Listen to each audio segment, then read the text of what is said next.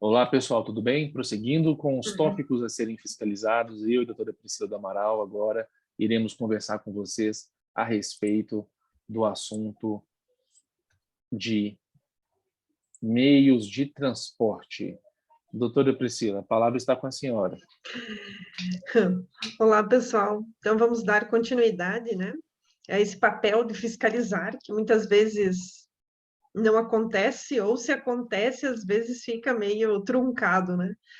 Mas, em relação a meios de transporte, é polêmico esse assunto, né, doutor? Sim, Eu vou fazendo as perguntas e depois a gente conversa no final. Então, a excelente. frota dos meios de transporte é proporcional às reais necessidades da prefeitura? São adequados o controle e a utilização?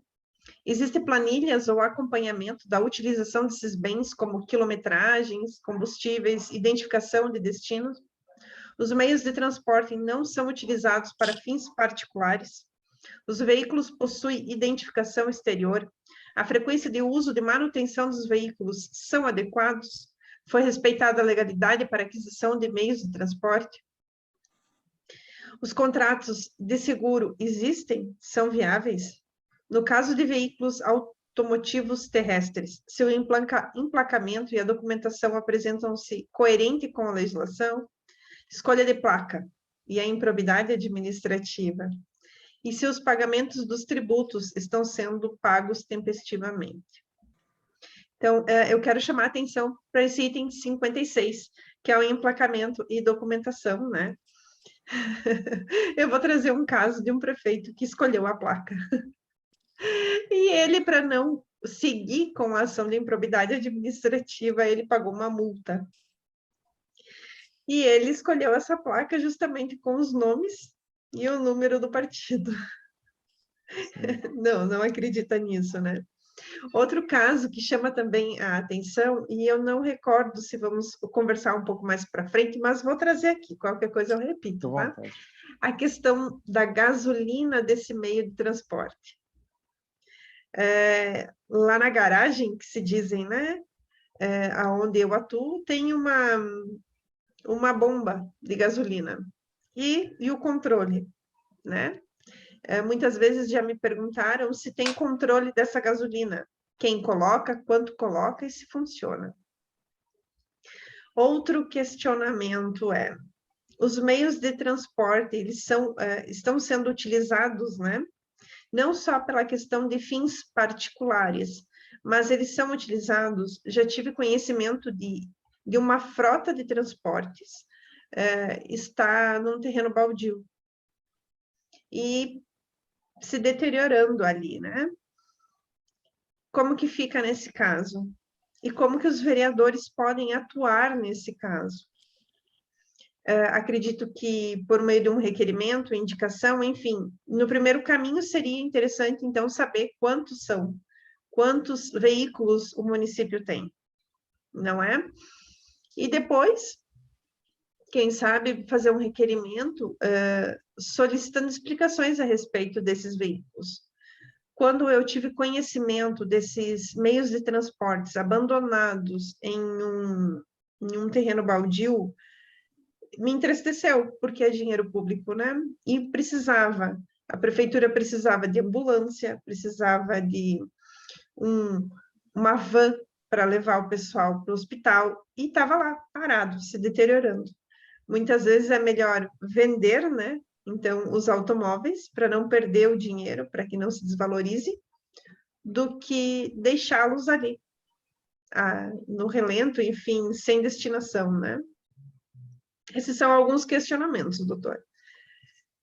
Tem outra situação também, que em algumas prefeituras existe uma comissão, que é a comissão que cuida desse patrimônio, né? E essa comissão, ela vai saber, ela vai ter lá uma planilha dizendo quem utilizou bem, se tem quilometragem, para onde que foi, se foi usado o automóvel para fim público mesmo, né, para fazer a destinação da qual é devida. São vários questionamentos. Vou te passar a palavra, doutor, senão vai ficar só comigo. Não, pode ficar à vontade. Olha só, muito boas as colocações que a senhora colocou, e eu gostaria de chamar a atenção para a questão do controle. Pessoal, existe controle aí na cidade de vocês a respeito do consumo, alguém faz média de consumo desses veículos?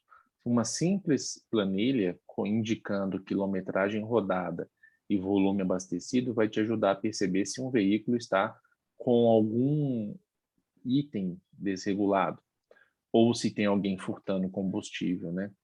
Imagina aí um veículo movido a diesel.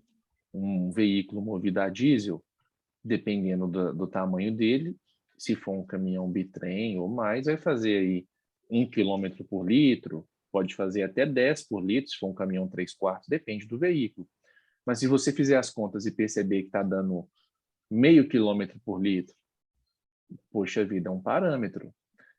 Meio quilômetro por litro, que veículo é esse? Será que é um trator está rebocando alguma coisa? Um navio? O que é isso que está gastando meio quilômetro por litro? Mas é um parâmetro.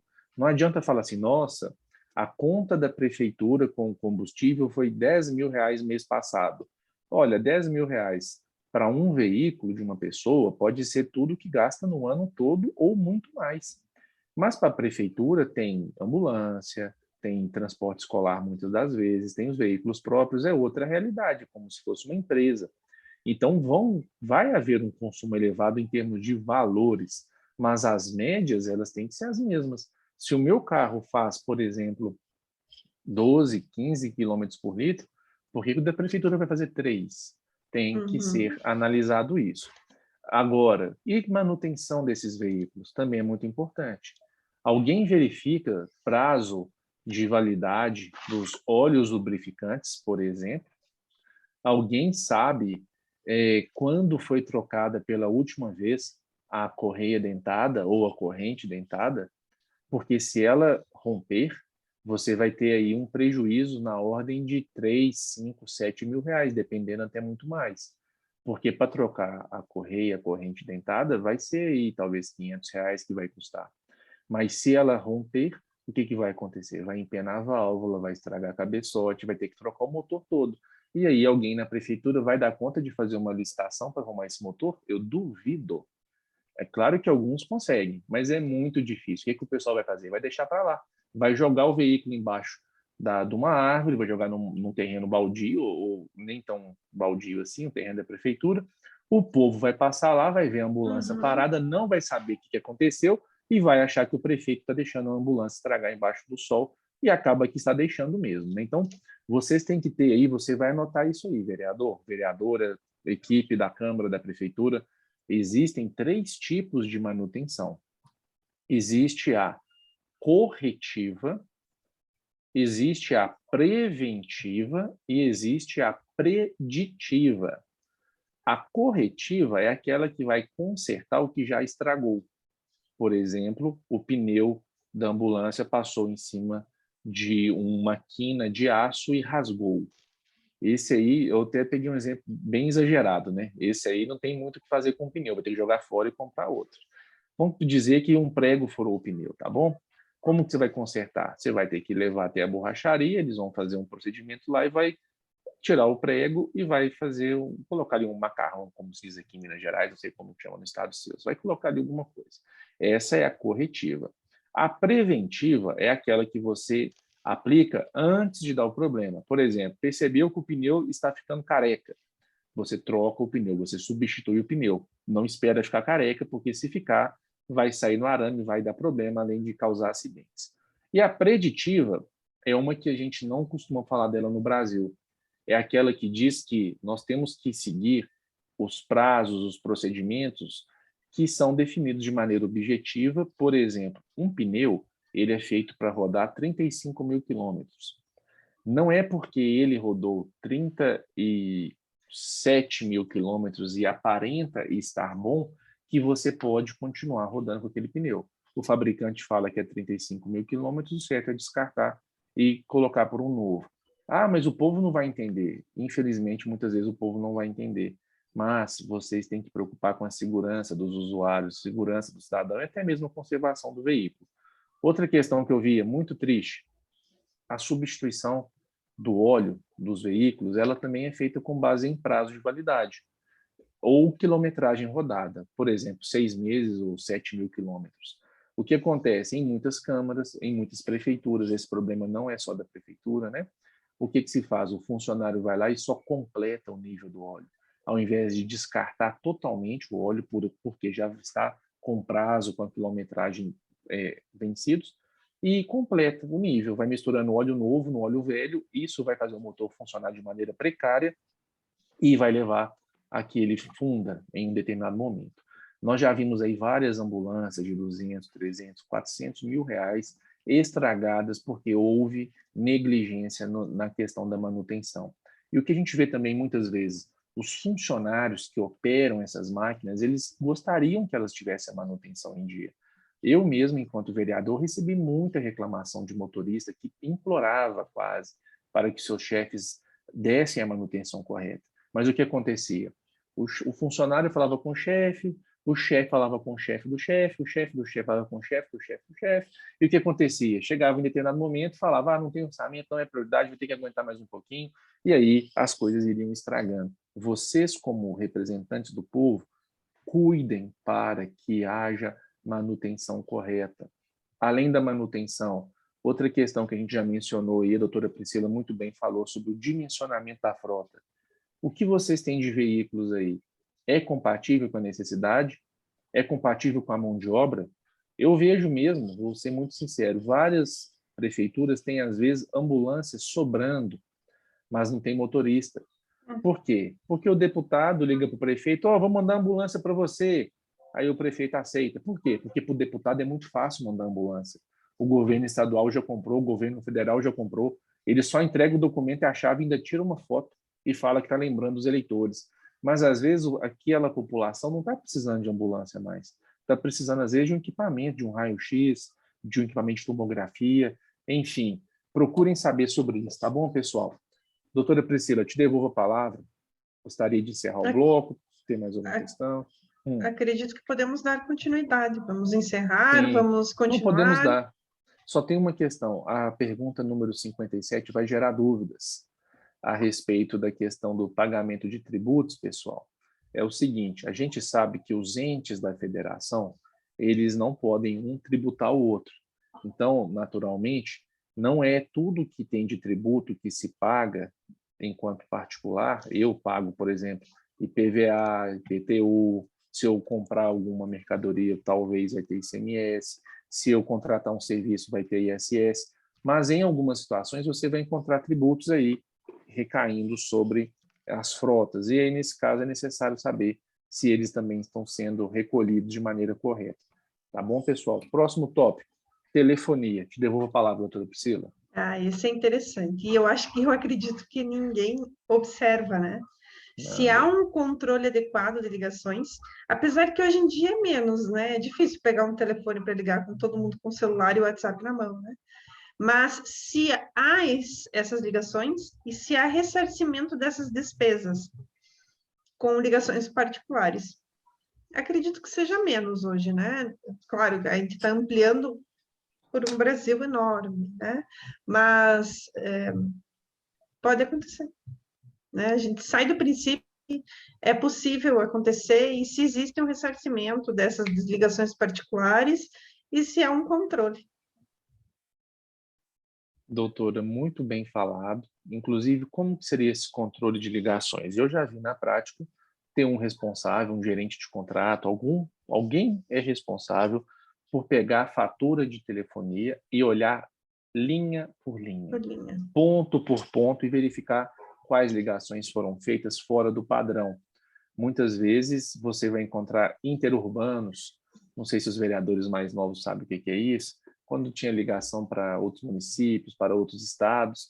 Eu já ouvi casos, inclusive, de funcionário de prefeitura fazer ligação para esses números aí de amizade, coisas assim, que ficou caríssimo. E sabe o que deu? Nada, infelizmente. Por quê? Porque o gestor foi irresponsável, passou a mão na cabeça do funcionário, falou, olha, não vá fazer mais isso, hein? E o povo que pagou. Por quê? Porque existe no Brasil uma cultura muito ruim de falar, a prefeitura paga, a prefeitura paga, a Câmara paga. Gente, quem paga é o povo. Toda vez que um funcionário usa inadequadamente o dinheiro público, algo público, patrimônio, ele está tirando da coletividade, está tirando do bolso das pessoas. E as pessoas, nesse caso, são todas as pessoas, inclusive aquela que está passando fome, aquela que não tem gás na casa dela. Então, vamos lembrar disso. Uma simples ligação inadequada representa tirar da boca do pobre para beneficiar aquela pessoa que fez algo errado. Ah, mas é funcionário efetivo. Olha, não tem nada a ver, gente. Funcionário efetivo, ele também não pode fazer nada errado.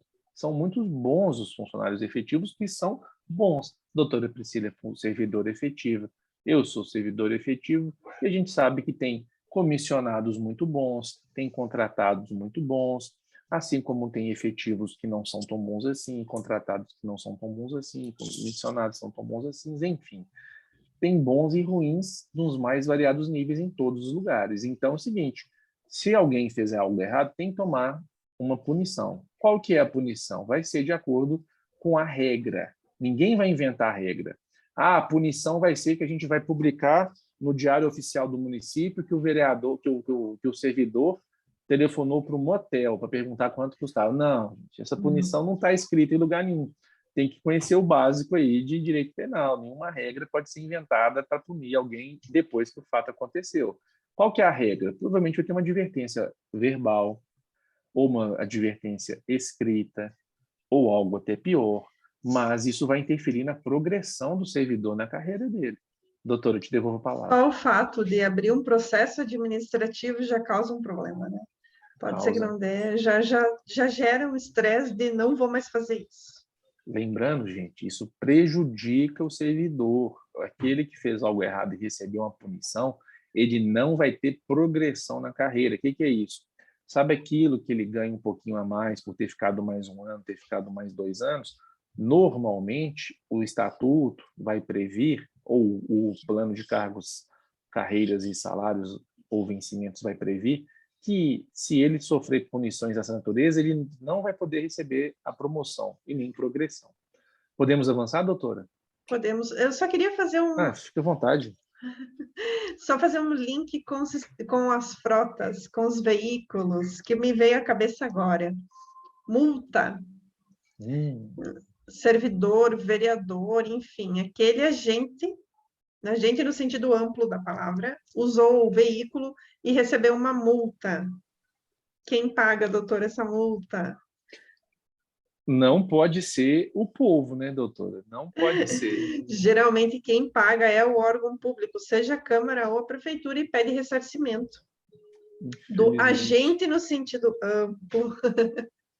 Podemos passar, doutora, é só um tópico, porque senão Não, eu mas ia foi passar e muito, eu ia esquecer. doutora, perfeito o que a senhora disse, e é o seguinte, pessoal, voltando aqui na parte dos meios de transporte, tem muito presidente de Câmara passando a mão na cabeça de funcionário. O que acontece? Os veículos da Câmara, eles estão registrados no CNPJ da Câmara.